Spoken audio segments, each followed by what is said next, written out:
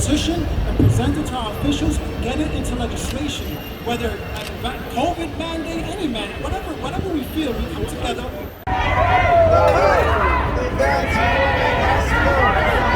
Are you in the group?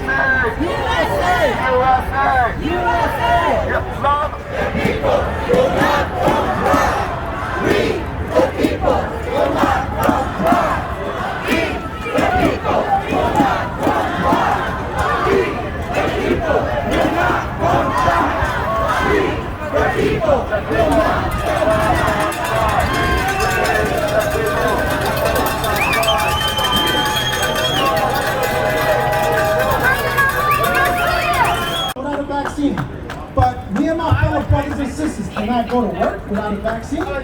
It's crazy. That's where you know there's no science involved. This is all about control, and if you let the government control you, they will. Just like I teach my kids. How we doing? I gotta tell you, this whole fight is draining, right? Every morning we wake up and it feels like you lose a little bit and you lose a little bit and you lose a little bit. But days like today, when you come out and you see people that support you and that are fighting with you and are willing to stand next to you, it brings you back. It really does. It brought me back. And this morning I got a phone call from Michael Caine, and that's all I needed. He gave me a little bit of good news, just a little ounce, and it brought me back. So one thing I wanted my point to be made today is every morning when you wake up, you have to figure out what your why is. Why get out of bed? Why start your day? Why have any passion at all in anything that you do? My why is my son. My son is 5 months old. He brought a why to my life. Everybody needs a why. You have to figure out what that is. It has to be bigger and bolder than anything else in your life. It has to give you the fire you need to get through the day, because I'll tell you what, everybody knows that this life is very, very difficult. It will take everything from you if you choose not to stand. It is very hard just to stand. But look at us all here today. This is all it takes. Showing up, turning out, and just standing. Figure out what your why is every day. Make it bigger and bolder than anything that's trying to beat you down. The emotions in this world will take over you and try and bring you to your lowest point. That is all fake life. This is real right now. The emotions that you're sharing, the march that we're about to do, standing together, uniting this country for what's supposed to be united for, is what really matters. Find your why. I just want to say thank you to everybody that's here today. Thank you for showing up. Thank you for staying in this fight. There's so many of us. Nurses, firefighters, cops, teachers, sanitation. I mean, the list goes on and on. We're fighting for our jobs and our livelihood, but the fight is way bigger than that. The fight is about your freedoms, your freedom to choose, and more importantly, my why for my child. The children are the future, and we need to protect it. And once again, thank you, and don't forget your why. Have purpose and keep on turning out. Keep on standing with each other. Thank you.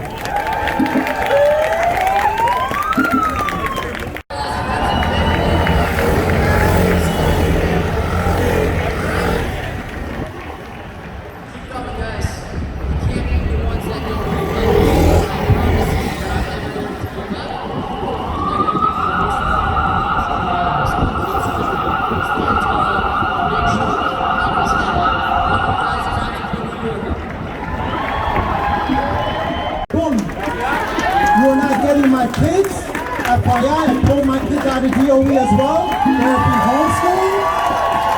I did that 3 weeks ago. I'm not waiting for the mandate. I drive my daughter every day to school in the morning to her school that she would have been going to, so just so she can hang out with her friends. Every morning, 7 o'clock, I get up, and she hangs out in the schoolyard with her friends, and then she comes home when she goes on to online school. There are online schools that you're going to roll your kids in. I know the homeschooling. To keep us fearful, to keep us sick, and to keep us dependent. Pull your kids out of school. This is not going away.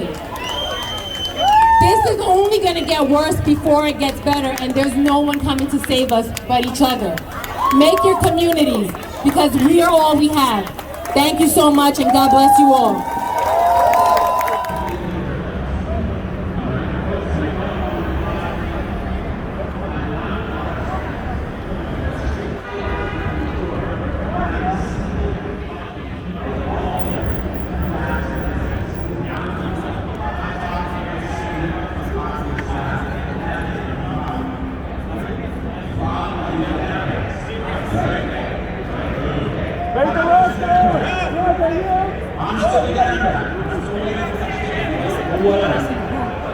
And what do we have here in New York City? We got a whole lot of Democratic elected officials, and they got to hear from us, and we got to lean on them, and we got to lean on them hard. And one thing I've been calling offices for weeks now, and all the Democrats, they don't want to say where they're standing. They're afraid. Okay? That tells you something. All right? So we got to get engaged in that. I'm going to give you some things you need to pay attention to. All right? January 3rd. No, I'm sorry, got that wrong. That was last year. January 6th. Okay? The legislature comes back. Okay? When they came back last year, there were thousands of us to greet that. All right? Because we were trying to still fight for the religious exemption. All right? This year, there's got to be tens of thousands of us up there in Albany. Okay? So you got a couple months now, folks, or 7 weeks. Figure out some way to get to Albany. We're going to be having buses, if you can get a car, carpool, whatever, but we need thousands and thousands of people there, right? And that's just going to be the beginning. A couple other things are going on. There's going to be a worldwide day of what's called? Freedom. That word, yeah, freedom. Remember that? Freedom. That's going to be up at Central Park West down at Columbus Circle, right? Now I'm going to give you a little inside information, folks. Just a couple of days ago, the chair of the Health Committee of the Assembly of New York, a guy by the name of Richard Godfrey, he is a very powerful guy when it comes to health policy and vaccine mandates up there in Albany. For years, he was our go-to guy. He had bills in place to protect the religious exemption, to protect the medical exemption, and then a couple of years ago, the Power Boys got to him and he completely flipped on us. All right? Now, next weekend, I'm sure you're all going to be up there on Central Park West, right? Yes, write this down. So be there for that. What else have we got? That's probably enough. All right? I just got my time signal. I guess I went way over, huh? Sorry. All right. Our next speaker was a healthcare worker for a total of 18 years. He spent 15 of those as an X-ray CAT scan technologist at Northwell Health, Staten Island University Hospital, and that's me. My name's John Matland, I'm sorry. Some of you know me as @We the People Are the News, or other people know me as the guy that started the Sons and Daughters of Liberty, which is what we are, because we're saying no, and that's a non-negotiable. So, let's talk about healthcare real quick. At 21, I went into the healthcare field, fresh out of school, and served 15 years doing CAT scans. Went through the swine flu, all the big time flu seasons, you need to re-wear your mask, and if you get COVID, you're gonna drop dead. And then we found out the truth about COVID, and for some reason all my coworkers never woke up, and I'm like, wait, why am I in the twilight zone right now? So came along the necessity for vaccination, and everybody was like, well, you gotta get it now. But that's the problem. So many people think when somebody dictates something to you and says something to you, you just gotta do it. And I said, no. And everyone's like, yeah, you say no now, but wait until they come for your job. And I said, they can have it. And everybody said, John, you think you're this big badass. You're saying that they can have it. And I'm like, I'm just gonna have to show you that I am a big badass. So I started before it actually began. I said, hey, everybody, do your part. And so many people were scared. And I said, but the end result is you're gonna lose your job, so what are you scared about? At this point, you have the freedom to do anything because we've reached rock bottom. So I assembled my coworkers. I had a couple hundred through the north and south side, then it went through the city, then it went through the country, and we had about 1,200 workers, all sharing ideas, talking about lawsuits. And slowly we learned religious exemptions don't work out, lawsuits don't work out. The only thing that works out is holding the line.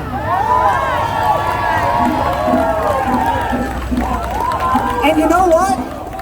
Be resourceful. Do not think that what you've done your whole life is all you can do. I just designed a flag with my wife. I'm designing shirts. I'm reporting the news. I am becoming resourceful, and shit, I am more busy than I've ever been in my entire life. And I never thought there would be a day that I would be standing in front of a garbage truck on Staten Island, blocking it with a flag that I am now producing, and having the SRG team of the police, or whatever it's called, the Strategic Response Group, zip tie me up like I was Christmas lights, and put me in the back of a paddy wagon. And you know what? Every one of them said, thank you for doing this. And I keep saying that.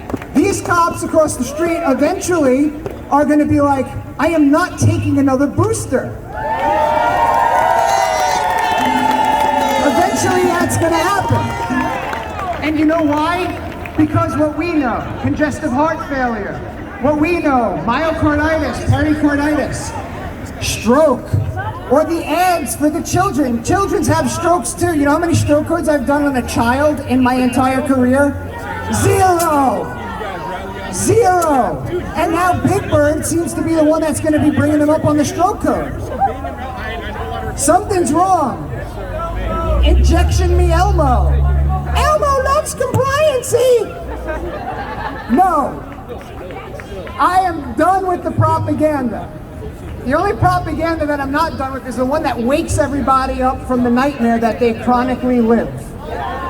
So, all I'm going to say is this healthcare field has been decimated for years. We were running short before running short. I talk to my coworkers now. I just told you half the psych units closed. Everyone's got COVID. They don't want anyone to know. I have whistleblowers coming out from the other side's facility showing them wasting PPE, throwing away equipment, calling it contaminated, when they have a war room floor to ceiling full of gear, and they're just destroying things. It needs to be investigated. I can't make the call. I just brought the information forward. But you know what? The media is not picking it up. And why? It doesn't fit the narrative. So when I say that we the people are the news, I mean we the people are the news.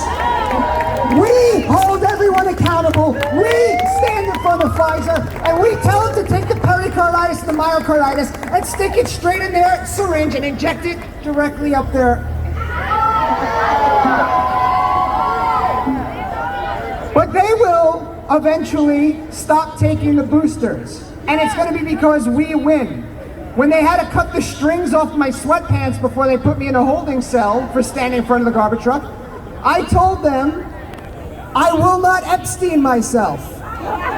Make it public knowledge. Videotape this, tag me because I'm gonna have to repost it. I will not Epstein myself. When you come from light, I can walk through darkness, I can walk through the flames, flipping the bird. I'm not complying. I bow to no man, and we the people will win. Thank you.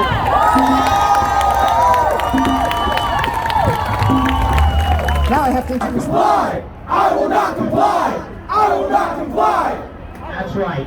We have to be willing to die over this, and I am. I am willing to die, because you know what? This isn't like any other political, partisan issue. This is about our bodily autonomy.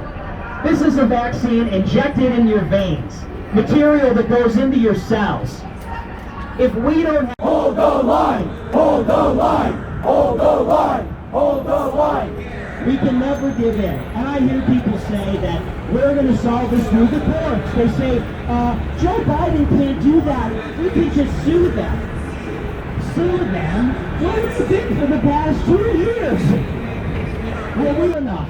People didn't go out and do things like this. Nobody's willing to take a stand and take a sacrifice. Well, guess what? This is your reward.